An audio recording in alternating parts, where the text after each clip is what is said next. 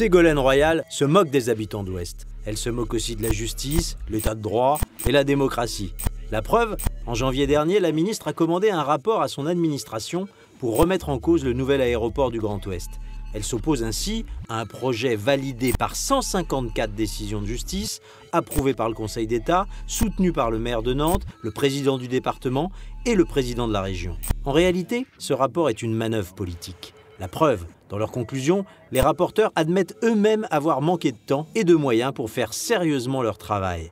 Pourtant, ils estiment que le projet d'aéroport du Grand Ouest est surdimensionné. Ségolène Royal n'en demandait pas plus. Désormais, elle s'appuie sur ce mot pour réclamer l'arrêt du projet actuel qui prévoit la construction de 2 pistes. Selon elle, une seule piste suffirait donc largement.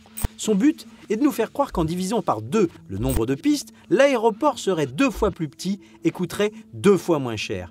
Mais c'est complètement faux. Dans le rapport commandé par la ministre, les experts estiment que la suppression de l'une des 2 pistes réduirait de 180 hectares la taille du nouvel aéroport. Sachant que le projet actuel s'étend sur 1650 hectares, cela reviendrait à réduire sa taille de seulement 10%. En effet, la suppression d'une piste nécessiterait la construction d'un taxiway, c'est-à-dire une piste aussi grande mais moins solide pour permettre aux avions de manœuvrer sans bloquer la piste principale.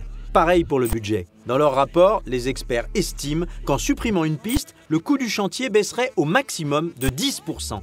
Pour résumer, Ségolène Royal veut donc s'aborder le projet d'aéroport du Grand Ouest sous prétexte qu'il serait 10% trop grand et 10% trop cher. Cet argument ne tient pas la route. Sur 42 aéroports de la taille de Nantes en Europe, plus de 90% ont 2 ou 3 pistes. La preuve que c'est bien la meilleure solution.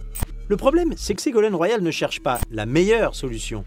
Elle cherche l'annulation du projet. En effet, si on supprime une piste, il faudra lancer une nouvelle enquête publique, ce qui permettra aux opposants de déposer de nouveaux recours. Si cette nouvelle procédure prend plus d'1 an, la déclaration d'utilité publique de 2008 ne sera plus valable, ce qui relancerait les procédures pour quelques années de plus.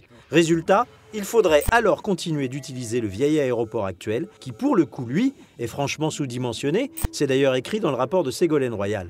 L'aéroport de Nantes Atlantique est prévu pour 6 000 passagers. Pourtant, en août dernier, il en accueillait 15 000 par jour. Mais bon, pour une ministre qui se déplace en jet privé, le sort des passagers, c'est pas si important.